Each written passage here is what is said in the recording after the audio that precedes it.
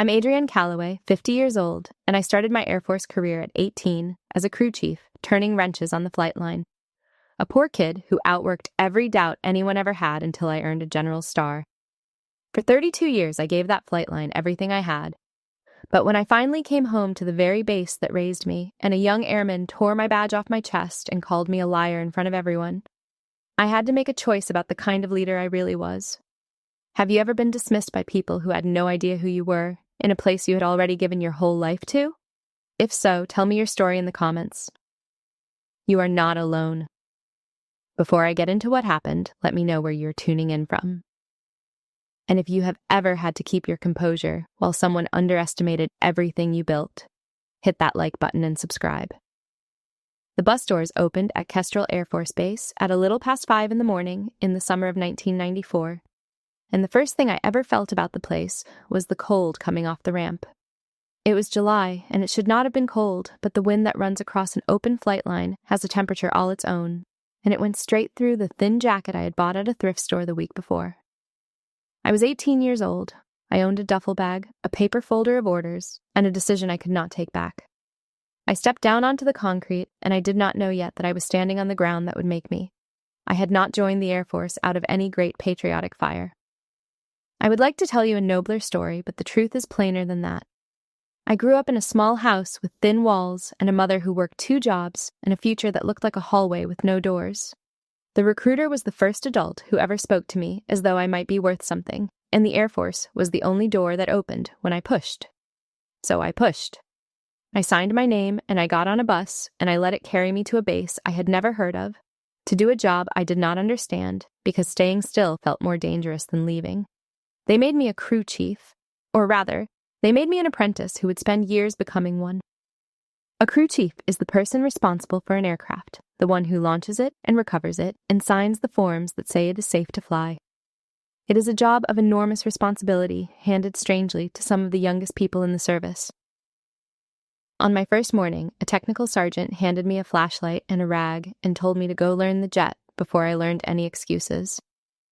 I did not know what half the tools were called. I could barely lift the toolbox. The other airmen watched me struggle with it across the ramp and did not offer to help, and I understood, in the way you understand things at 18 without being able to say them, that I was being measured. The man who ran the line was a chief master sergeant named Lorne Hatcher. He was the production superintendent, which meant that on any given shift, the entire flight line answered to him. And he had a face like weathered leather and a voice he almost never raised because he never had to. The first time he spoke to me directly, I had just dropped a panel fastener into the belly of an aircraft and gone pale, certain I had ended my career on day 9. He climbed up beside me, fished it out with 2 fingers, and looked at me for a long moment. "The jet does not care what you weigh," he said. "It does not care where you came from, or that your hands are shaking, or that some of these boys think you wandered onto the wrong ramp. The jet only cares whether you did the job right, so be someone the jet can trust. Everything else sorts itself out." I have carried those words for 32 years. Be someone the jet can trust. It was the first time an adult had told me that my worth would be decided by my work and nothing else. And to a girl who had spent 18 years being told her worth was decided by things she could not change, it was the closest thing to grace I had ever been handed. So I worked. I learned the aircraft, the way you learn a language by living inside it, until I could hear a problem before I could see it, until I could tell from the pitch of an engine spooling up whether the day was going to be simple or long. I learned to torque a fastening to the exact value the manual demanded. No more and no less, because on the line the difference between good enough and correct is measured in lives. I stayed late when the shift ended. I came early when it began.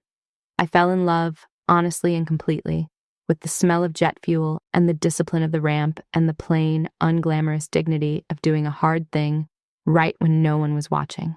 None of it made me belong. Not at first. There were older airmen who had decided before I arrived that a girl on the line was a novelty at best and a liability at worst, and they were not cruel so much as certain, which is somehow harder to fight. They assumed I could not lift, so they never asked me to. They assumed I could not lead, so they spoke past me. When a jet came back broken and everyone was tired and afraid of the write-up, they looked to anyone but me. And I made a quiet decision that would define the rest of my life. I decided I would not argue. I would simply be so undeniably good that the argument would end on its own. There's a photograph in my memory that no camera ever took. It is late, past midnight, and I am 19 years old and alone on the ramp between launches. The flight line is empty, the aircraft parked in their rows like sleeping animals, the runway lights stretching off into the dark. For one moment, the whole line is mine, and I stand in the middle of it, and I make myself a promise. I promise that I will earn my place here, no matter how long it takes. I did not know, standing there, that it would take longer than I could imagine, and that the place would forget me and doubt me again before it ever learned my name. I only knew that the ground under my boots felt, for the first time in my life, like somewhere I was meant to stand. The years on the line have a way of compressing when I look back at them now, the way a long road looks short from the top of the hill. But I remember the pattern of them clearly, because the pattern is the whole point of this story. Again and again, I was underestimated at the first glance. And again, I turned out to be exactly what the moment needed. It happened so many times that it stopped surprising me. Though I will tell you honestly that it never once stopped stinging. By the time I was 21, I had made senior airman, and I had become, though no one would have said it out loud, one of the best crew chiefs on that flight line. I could bring a jet back to flying status that others had written off. I knew the aircraft's moods. Pilots asked for me by name, quietly, the way people ask for the mechanic they actually trust. And still. One afternoon, a maintenance officer came down from the group to look at a jet we had grounded, an important visitor with a clipboard and a hurry in his step. He walked up to my crew, looked past me to the young man beside me, and handed me his coffee to hold while he spoke to the airman he had decided was in charge. I took the coffee. I did not spill it or throw it or say anything sharp. I waited until he had finished asking the wrong person, the wrong questions, and then I set the cup down on a toolbox, and I told him precisely what was wrong with his aircraft, why it was grounded, and what it would take to fix it, in the exact language of the technical order. He looked at me for a moment, the way people do when the floor shifts under them. Then he picked his coffee back up and he listened. I learned young that the fastest way to end an argument about what I could do was simply to do it. It is not a lesson I would recommend to anyone as a way to live. It costs you something, that endless proving, a small tax paid over and over on a debt you never actually owed. But it was the only currency the line accepted from me in those years, and so I paid it, and I told myself it was making me stronger, which was half true, which is the most dangerous kind of true there is. It was Chief Hatcher who saw further than I could. He started pushing me, gently at first, and then not gently at all, toward officer training. There was a program for enlisted airmen to earn a commission, and he had decided I was going to do it. I resisted him for the better part of a year. I loved the line. I did not want to trade my tools for a desk and a set of gold bars and the suspicion of officers who looked at prior enlisted Mustangs as though we had snuck in through a side door. "You can love the line from the cockpit of a squadron, Calloway," he told me one night, the two of us leaning against a tow tractor while a jet ran up on the far pad. "You think staying down here is loyalty? It is not. The people down here are going to need someone up there who remembers what the concrete feels like at 3 a.m. Go be that person. Go protect them. They will need you up there far more than they need one more good set of hands down here." I did not have an answer for that. I still do not, all these years later, except to say that he was right, and that almost everything good I ever did for the airmen under me began with a chief who refused to let me make myself small. So in the year 2001, at 25 years old, I raised my right hand a second time, and I commissioned as a second lieutenant. It was the proudest and loneliest day I had known. My mother came in the one good dress she owned and cried, and I understood that I had walked through a door she never got to see the far side of. And Chief Hatcher stood at the back in his blues, and when I found him afterward, he did not congratulate me the way the others did. He just looked at me and nodded once and said, "Now go be someone your airmen can trust." The same words as the jet. He knew exactly what he was doing. The commissioning did not end the pattern. It only changed the uniform I was wearing when it happened. At the ceremony itself, an academy graduate, a young man with a perfect record and a family full of officers, made a remark to his friends, just loud enough to carry, that some of us were only there to fill a quota. I heard it. I did not turn around. I had already learned that time is a better advocate than anger, and that the people who measure you at the door are rarely the people still standing at the finish. So I let it go, and I boarded a transport off Kestrel Air Force Base with a bag of new uniforms and a heart full of things I could not name, and I looked back once at the flight line as we taxied out. I did not know, watching it shrink behind me, that it would be 32 years before my boots touched that ramp again, or how they would touch it when they did. The story I am really here to tell you happens on a bright, ordinary morning in the year 2026, and by then almost everything about me had changed, except the thing that mattered most. I was 50 years old, somewhere in the 3 decades between that transport taxiing off Kestrel and this morning. I had become a brigadier general in the United States Air Force. 1 star. It is a sentence I still say with a kind of disbelief, as though I am describing someone else. Between the lieutenant and the general, there were deployments I do not talk about. A maintenance squadron I commanded and loved. A group after that, a colonel's Eagles pinned on in 2018. And finally, in 2024, a single silver star that I did not entirely believe I had earned until I saw it on my own shoulder. My mentor did not live to see it. Chief Hatcher passed in the year 2020, and I spoke at his memorial, and I said the truest thing I know, which is that some people build monuments and some people build other people, and the second kind outlasts the first. By 2026, I held an operational command, the headquarters that Kestrel's flying wing answered to, which is a formal way of saying that the base where I had once carried a toolbox I could barely lift was now, in the chain of command, a base that reported to me. When the schedule put a command visit to Kestrel on my calendar, I felt something I had not felt in years. I did not tell anyone what it was. I simply decided that I would go, and that I would go a certain way. I asked for no fanfare. There is a whole apparatus that surrounds a general officer's arrival, the greeters and the windshield tours and the carefully managed schedule. And I wanted, just for an hour, to step outside of it. I told my aide that I intended to walk the flight line myself, alone, before any of the meetings began. I wanted to stand on the ramp the way I had first stood on it, on foot, at ground level, as a person and not a rank. I think some part of me wanted to introduce the general to the girl. I think I wanted to close a circle I had carried unclosed for 32 years.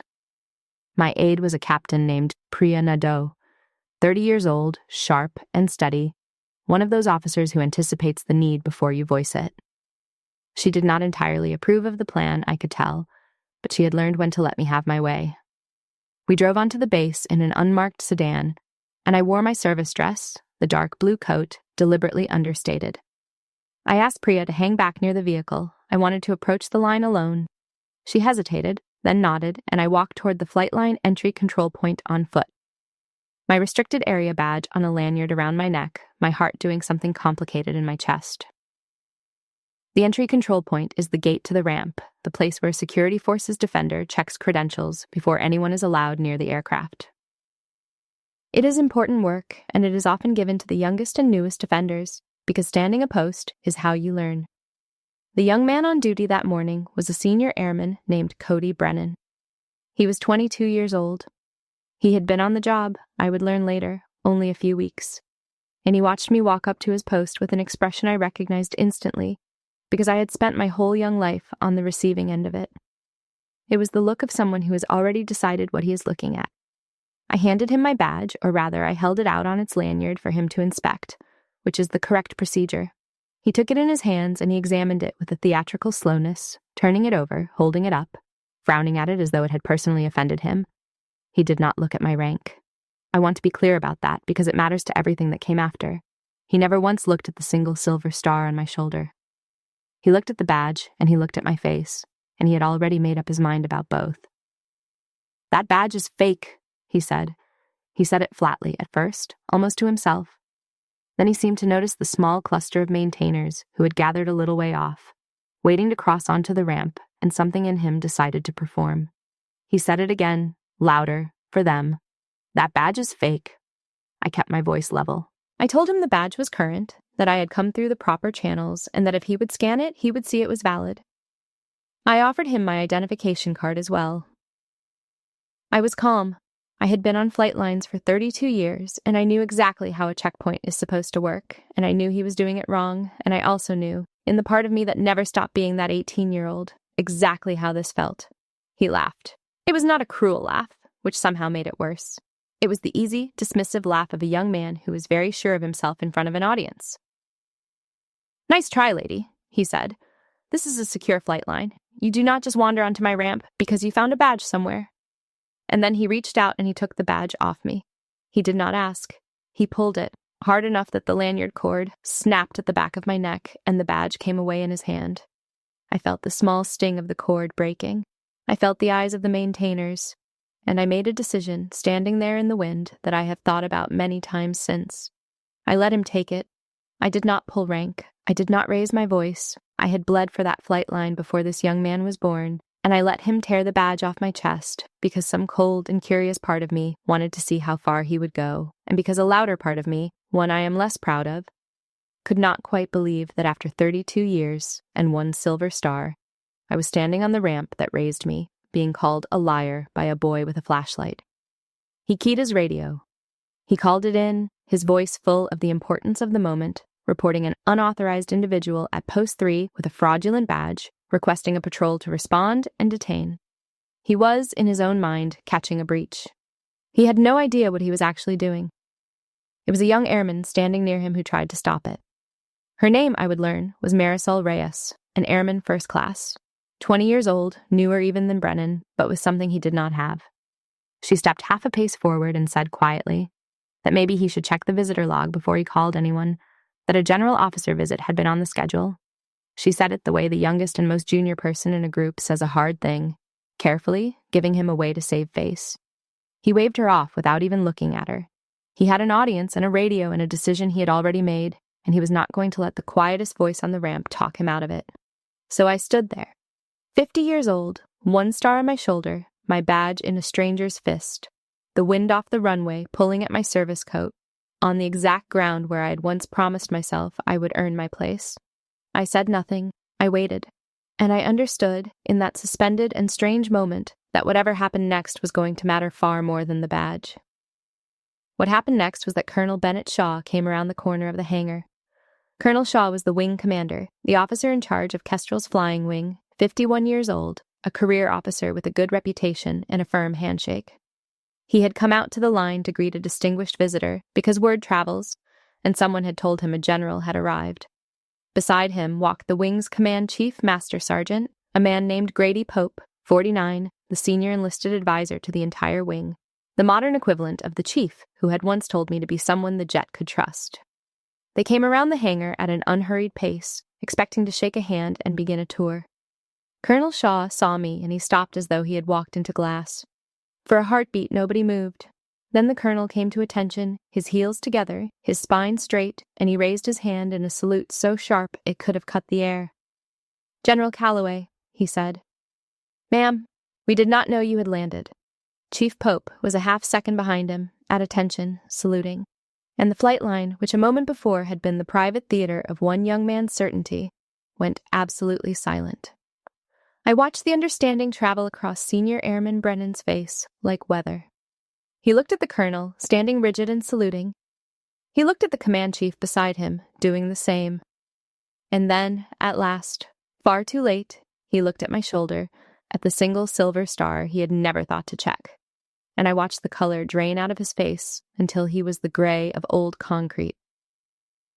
The radio call died in his throat. His mouth opened and nothing came out. Then he came to attention so fast it was almost a flinch, and he raised his own hand in a salute, and the torn badge was still clutched in his fist as he did it, the snapped lanyard dangling. "General," he managed, I did not." He could not finish the sentence. There was no end to it that would have helped him.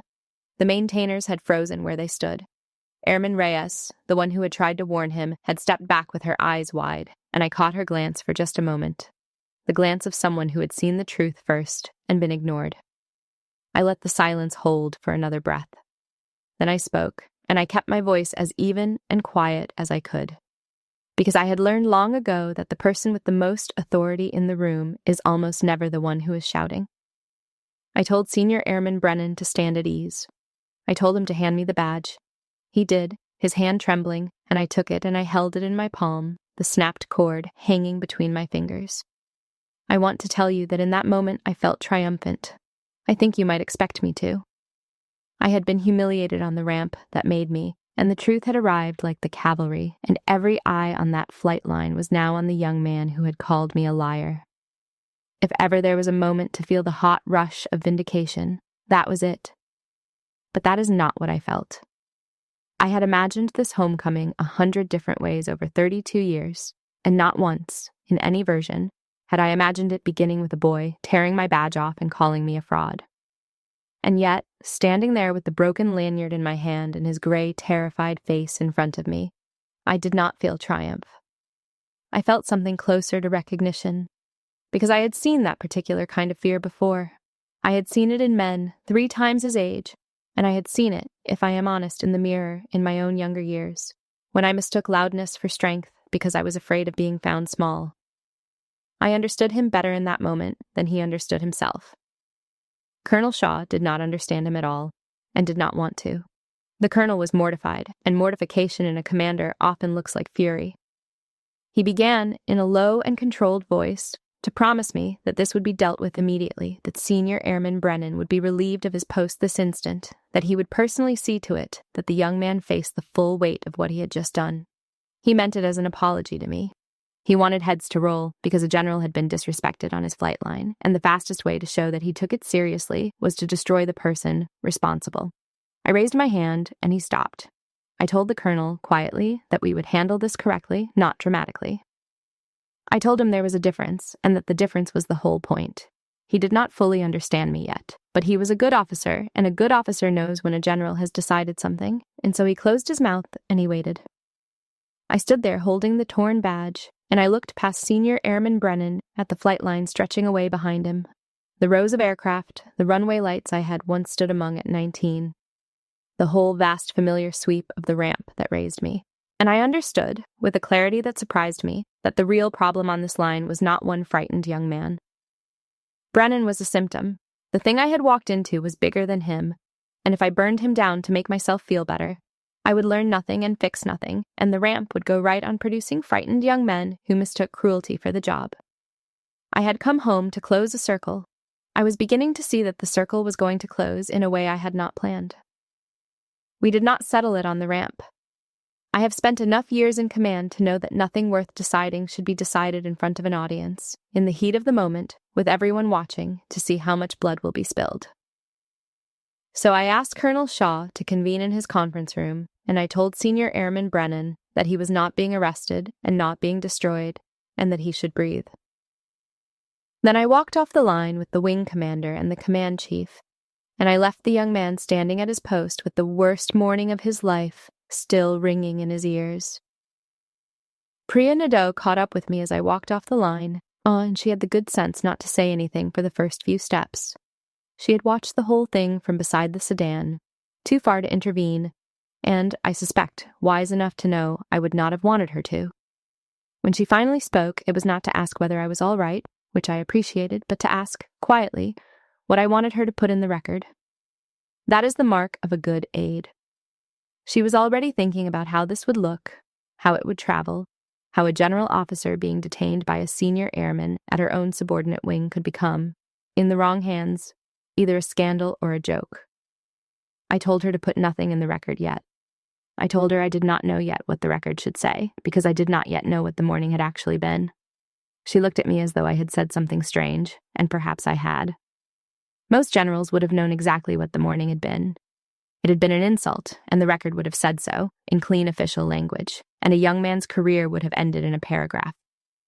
But I had spent 32 years learning that the first name you give a thing is rarely the truest one, and I wanted to earn the name before I wrote it down. Priya nodded, and she closed her notebook, and she walked the rest of the way to the hangar in a silence that I understood, later, to be respect. She had expected me to be angry. She was watching me refuse to be, and she was trying to learn from it, the way I had once tried to learn from a chief who would not let me shrink. In the conference room, Shaw and Chief Pope both expected the same thing. They expected me to demand Brennan's stripes. It was written all over the colonel's face, the readiness to give me exactly the pound of flesh that protocol seemed to require. A general had been disrespected. The wing would want to see that it cost the airmen everything. That was the script, and both of them were braced to perform it. I did not follow the script. Instead, I asked questions. I asked how the entry control point was manned. I asked what training Senior Airman Brennan had received before he was put on that post. I asked who was responsible for checking the visitor log and whether it had been checked that morning, and if not, why not. I asked how a scheduled general officer visit had failed to reach the one young man standing at the gate. And as they answered, reluctantly at first, and then more honestly, a picture came into focus that was far more useful than one airman's disgrace. The checkpoint was undermanned.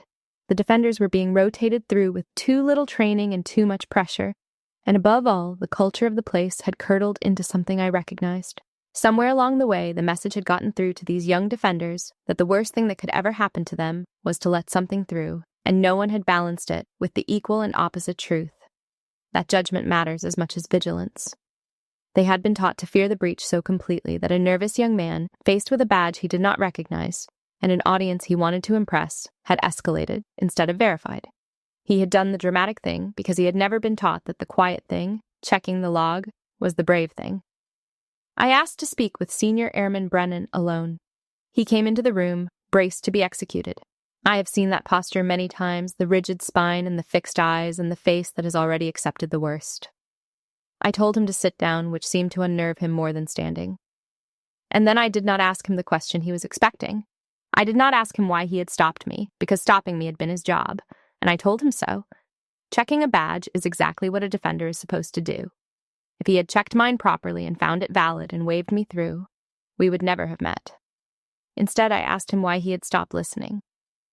I asked him why, when Airman Reyes told him to check the visitor log, he had waved her off without even turning his head. He was quiet for a long moment, and then he told me the truth, which took more courage than I think he knew he had. "I did not want to look weak in front of everyone, ma'am," he said. Once I had said it out loud, once I had called it fake, I could not take it back with all of them watching. Backing down felt worse than being wrong. And there it was. Not malice, not hatred of women or of anything. Fear, dressed up in the costume of authority. He had painted himself into a corner with his own certainty, and rather than lose face by climbing out, he had doubled down and dragged me in with him. I had seen that exact mechanism 100 times in generals and in privates, and, yes, in the girl I used to be, the one who decided at 18 that she would rather be undeniably good than ever be caught being unsure. Fear makes people loud. It had made him loud. It had nearly made me hard in my own youth, and only a chief who refused to let me shrink had kept me from it. I told him about the chief. I do not know why. It is not something I usually do, handing a piece of my own history to a young man I had every reason to still be angry with. But I told him about a girl who came off a bus at 18 and could not lift a toolbox, and about the older airman who had decided before she ever arrived that she did not belong on their ramp, and about how easy it would have been for that girl to become hard and loud and certain, to armor herself so completely that she never risked being caught unsure of anything ever again. And I told him about the chief master sergeant who found her on the night she nearly quit and told her that the jet does not care where you came from, only whether you did the job right. Brennan listened to all of it without moving. I do not know how much of it landed. You never do, in the moment. You plant the thing, and you walk away, and you hope. But I saw something shift behind his eyes, the smallest loosening of the terror, the first sign that he had stopped bracing to be executed, and started, tentatively, to wonder whether he was being handed something instead.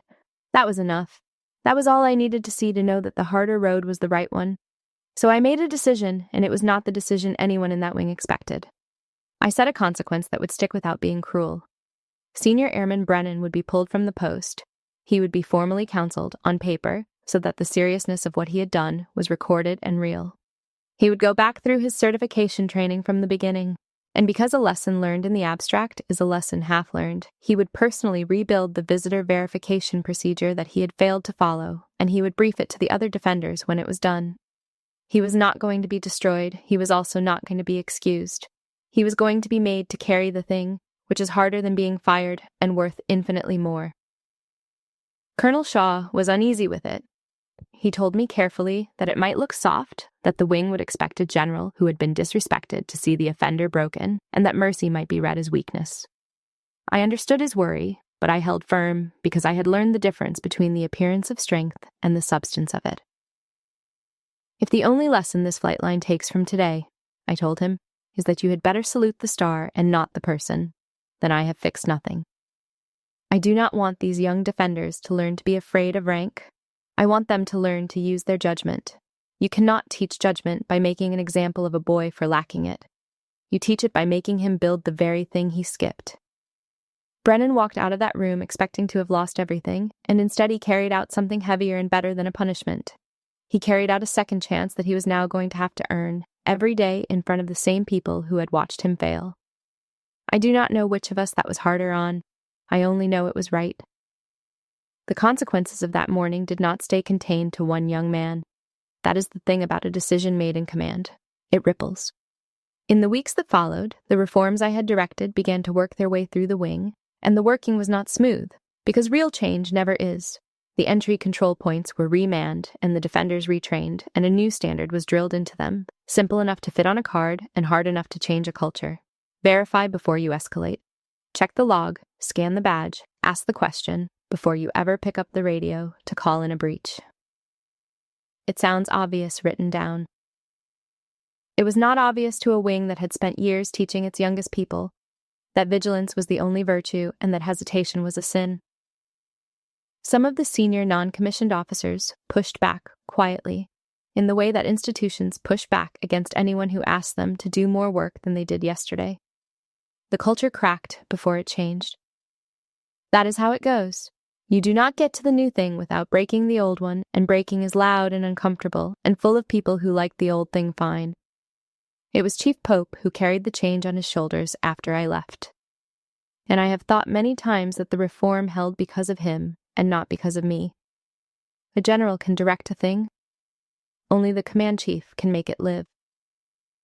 He told me, in the plain way he had, that the hardest part was not the young defenders at all, who took to the new standard quickly because they were young and had not yet learned to be tired. The hardest part was the middle, the senior non-commissioned officers who had run the checkpoints their own way for years and heard in the new standard an accusation that their way had been wrong. He did not fight them. He was too smart for that. He sat with them, one at a time, and he asked them what they were actually afraid of. And every time, underneath, it was the same thing Brennan had been afraid of. The fear of being the one who let something through. So Chief Pope gave them the same gift I had tried to give the boy at the gate. He told them that verifying before you escalate was not a softer standard, but a harder one. Because it asked a defender to think under pressure instead of simply react. And that thinking under pressure was the whole difference between a guard and a professional. Slowly, one weathered sergeant at a time, the middle came around. That is how a culture actually changes. Not with a general's order, but with a chief who refuses to let his people stay afraid.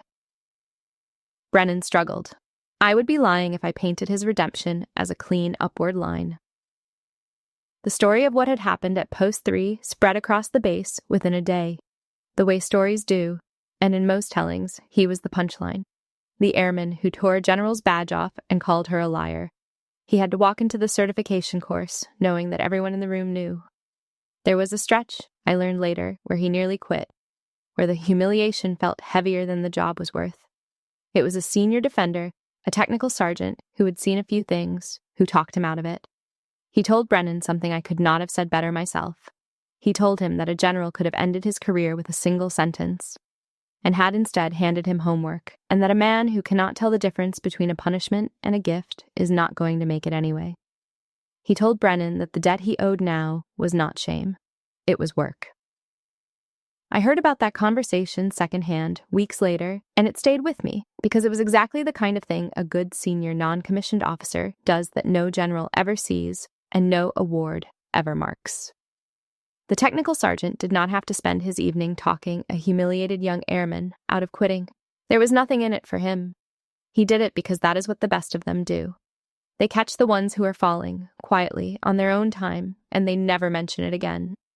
I have built an entire career on the backs of people like that, and I have tried, every year of it, to be one of them. When I learned the sergeant's name, I made a note of it, and the next time I was in a position to do him a good turn, I did.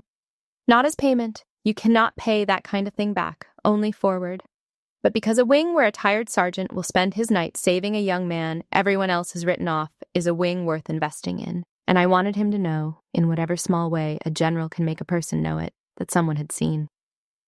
And while Brennan struggled, someone else quietly rose. Airman First Class Marisol Reyes, the 20-year-old who had told him to check the log, did not go unnoticed because I made certain she did not. I learned her name. I sought her out and I asked her plainly what she had seen that morning and why she had spoken up when it would have been so much easier to stay silent. She was nervous talking to a general, of course, but she answered honestly. She said it had just seemed wrong to her, the whole thing, and that a visit had been on the schedule, and that it cost nothing to check the log first. She did not think of it as courage. That is exactly what made it courage. She was the quiet proof of the entire point I had been trying to make, that the most valuable person on a flight line is very often not the loudest one, but the one who checks the log before she picks up the radio. I spent those weeks watching the wing wrestle with the harder standard, and I spent some of them wrestling with myself. Because the truth is that standing on that ramp had knocked something loose in me. I kept seeing my younger self in both of them. In Brennan, I saw the fear that dresses up as authority, the terror of looking weak that I had felt at 18 and had chosen, by luck and by mentorship, not to let define me. And in Reyes, I saw the quieter thing, the girl who does the right small thing carefully and gets waved off. The girl I also had been, the one who learned to end arguments by simply being good. I had come home thinking I was the general returning in triumph. I was learning that I was also, still, both of those young airmen, and that the flight line had one more thing to teach me even now. The checkpoint that had humiliated me began, slowly and unevenly, to become the checkpoint I would have wanted when I was a frightened 18-year-old with a toolbox I could barely lift. That, more than any salute, was the homecoming I had not known I was looking for. None of it happened quickly, and none of it happened because a general said so. It happened because people did the work, and doing the work is slow. Senior Airman Brennan completed his recertification. It was not smooth, and it was not fast, but he finished, and then he did something I had not required of him. On his own time, without being told, he finished rebuilding the visitor verification procedure, and he wrote it cleanly, and he made it better than the one that had existed before. And then he asked, through the chain, whether he might apologize to me properly before I left the base. I let him. I have never believed in a forgiveness that is handed out for free, because a forgiveness that costs nothing teaches nothing. But I also do not believe in withholding a person's chance to make it right. He came in, and he stood in front of me, and he did not make excuses. That was the thing that told me he had actually changed. "You could have destroyed me, ma'am," he said. "I would have deserved it. You had every right, and instead you made me build the thing I skipped, and you made me better.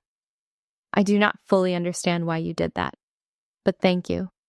I told him the truth, which is the only thing worth telling a young person who has just learned something hard. I told him that the debt he felt he owed me was not payable to me. I told him he could not fix what he had done to me by being sorry, and that he should stop trying. The only place that debt could ever be paid was forward, to the next person he was tempted to belittle, to the next nervous stranger at his gate whom he could choose to verify instead of humiliate, to the next young airman who told him something quietly that he did not want to hear. "Pay it there," I told him. "That is the only ledger that balances." And then I did the thing I had come to Kestrel to do in the first place, the thing that the badge and the checkpoint had interrupted. I walked the flight line. Not on an inspection this time, not with a purpose, just to walk it. I went out onto the ramp in the long light of a late afternoon, and I moved down the rows of aircraft the way I had at 18, and I talked to the crew chiefs, the young ones with skinned knuckles and toolboxes, and I put my hand flat on the cool skin of a jet the way I used to. The maintainers had all heard the story by then, the whole base had, and there was something in the way they watched me now that was different from how they might have watched any other general. They had seen my badge torn off my chest, and now they were watching a general who put her bare hand on the aircraft and clearly knew, from the wrench up, exactly what their world was made of. You cannot fake that, and they knew you cannot fake it, and it changed the air between us. One of them, a young crew chief who could not have been more than 19, showed me a write-up she had been fighting for 2 days, a gripe on a jet that would not reproduce on the ground, the kind of ghost fault that makes a maintainer doubt her own eyes. I recognized it instantly.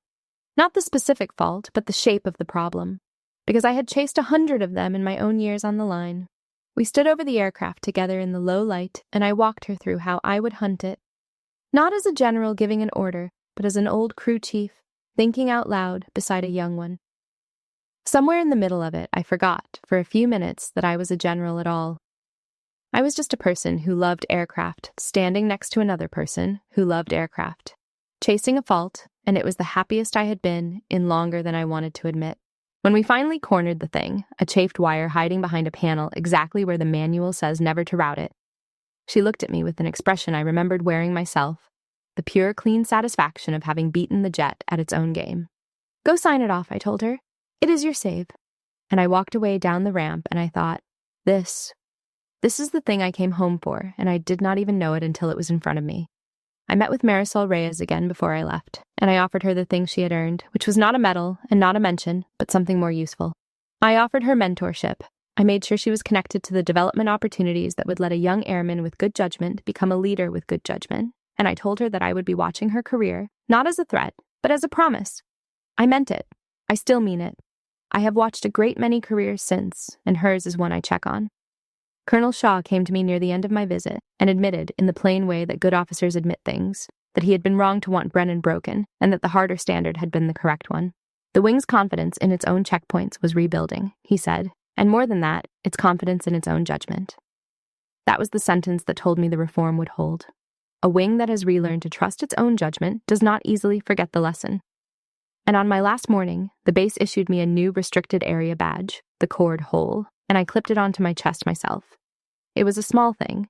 It was also the closing of a small circle, the badge torn off and the badge restored, and I stood for a moment with it in my hand before I clipped it on, feeling the weight of how a thing can be broken and then made whole and be, somehow, more solid than it was before it broke. The weeks turned, as weeks do, and the base I had walked back into began to look different, which is another way of saying it began to look better. The checkpoint reforms held. That is the part I am proudest of, and it is the part that no ceremony ever marks. Senior Airman Brennan was quietly becoming a genuinely good defender, humbler and sharper than the young man who had torn my badge off, and the last I heard he was one of the ones the newest airmen were told to learn from. Marisol Reyes had been selected for a development program, her quiet judgment finally recognized as the asset it always was. And the incident itself, the whole ugly, beautiful morning of it, had become a story that the base told, but it had become the right kind of story. Not the punchline about the airman and the badge. The lesson about the log and the standard and the general who chose to teach instead of to burn. I received a note some weeks after I had gone, handwritten, from Chief Pope, the wing's command chief. He is not a man given to sentiment, and the note was short. He told me that the old-timers on the flight line, the ones who had been around long enough to remember a scrappy crew chief named Calloway who could not lift a toolbox and never once used that as an excuse, had been telling the new airman the whole story. All of it. The girl who reported in at 18, the crew chief who outworked her doubters, the lieutenant who left, the general who came home. He wrote that the line did not remember me now as the general who got her badge torn off at Post 3. It remembered me as the general who fixed the post. I read that note more times than I will admit, and then I put it somewhere safe, because it was worth more to me than the star. I thought about Chief Hatcher a great deal in those weeks. He had been gone 6 years by then, and there's not a month that passes that I do not want to call him and tell him something. I wanted to call him and tell him about the flight line, about the boy at the gate, about the choice I had made in that conference room. I think he would have grunted the way he did, and said something short that turned out to be the whole truth. I think he would have told me that I had finally learned the last part of the lesson he first handed me at 18. Be someone the jet can trust, he had said, and I had spent 32 years being exactly that. But there is a further thing, the part he was too wise to give me before I was ready to carry it. Be someone the frightened young airman at the gate can trust too, even when he has not earned it, especially then. That is the whole of it, and it took a torn badge on the ramp that raised me to finally understand what my chief had been pointing at all along. I went back to Kestrel once more, later on ordinary business, and I did a thing I had told no one I would do. I walked out to the spot on the ramp where, in the summer of 1994, a 19-year-old had stood alone at night between launches and made herself a promise. The runway lights were the same. The wind off the runway was the same wind, the one with its own private temperature that goes straight through you no matter the season. And I stood there, 50 years old with a star on my shoulder, and I took stock of the distance between that girl and this woman, and I found that I could not entirely measure it, because in the ways that mattered, they were the same person, standing on the same ground. And a question stayed with me, standing there, the question this whole story had been circling. What does it actually mean to finally be recognized on the ground that once doubted you? Does the recognition matter in the end, or was it always only ever the work? I had spent a career being underestimated at the door and proving myself past the door, over and over, paying that small, endless tax. And here I was, recognized at last, saluted on the very ramp that raised me. I stood in the wind, and I waited to see whether it felt like the thing I had been chasing all those years. The answer came at dusk, on my last evening at the base, and it was simpler and quieter than I expected.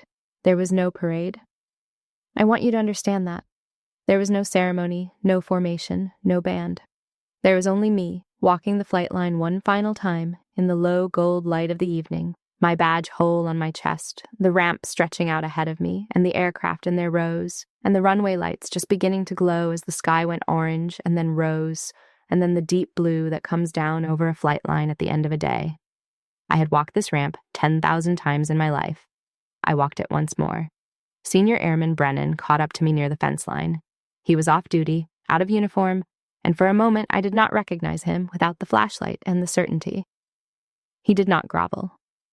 Whatever he had been, he had stopped being it. He told me, a little awkwardly, that he had requested to stay on the entry control point. He could have asked to be moved, to escape the story, to start over somewhere. The name Brennan did not come with an anecdote attached. Instead, he had asked to stay at the very post where he had failed, so that he could be the standard now, he said, instead of the cautionary tale. I told him that was the best thing he could possibly have said, and I meant it all the way down. Marisol Reyes found me too, a little later, near the end of the ramp. She did not have a speech. She just thanked me, plainly, for seeing her.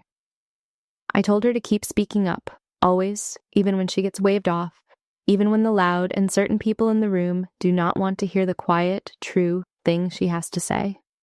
I told her that the voice that checks the log is worth more than the voice that never doubts itself, and that a whole career of checking the log is how you end up, one day, being the person the youngest airmen are told to learn from. She smiled at that. I think she believed me. I hope she did. And then they went their ways, and I was alone on the flight line at last, at the exact spot where a frightened 18-year-old had stepped off a bus into a cold July wind and decided that staying still was more dangerous than leaving. I stood there in the last of the light, and I felt, finally, the thing I had come home for. It was not triumph. It was not vindication. It was not the hot rush I might have felt if I had let Colonel Shaw break that young man on the ramp. It was quieter than all of that, and better, and it took me 32 years to earn the right to feel it. It was peace. The simple, whole, unhurried peace of standing on the ground that had doubted me and finding that I no longer needed it to be sorry. I had made it my home all those years ago, one honest day of work at a time, and it had been my home the whole time. Even on the morning it tore the badge off my chest. So let me say this to you, whoever you are, wherever you are listening from tonight. If you have ever been made to feel like you did not belong somewhere you had already bled for, somewhere you had already given your best and your youth and your honest work, then hear me, because I learned this the long way. You do not have to tear anyone down to prove that you were always enough. You do not have to break the frightened person at the gate to be the one who was right. Sometimes the sweetest thing in the whole world is not revenge, and it is not even being proven right in front of everyone who doubted you. Sometimes the sweetest thing is simply to stand, quietly, on the ground that doubted you, and to feel at last, all the way to your bones, like you are home.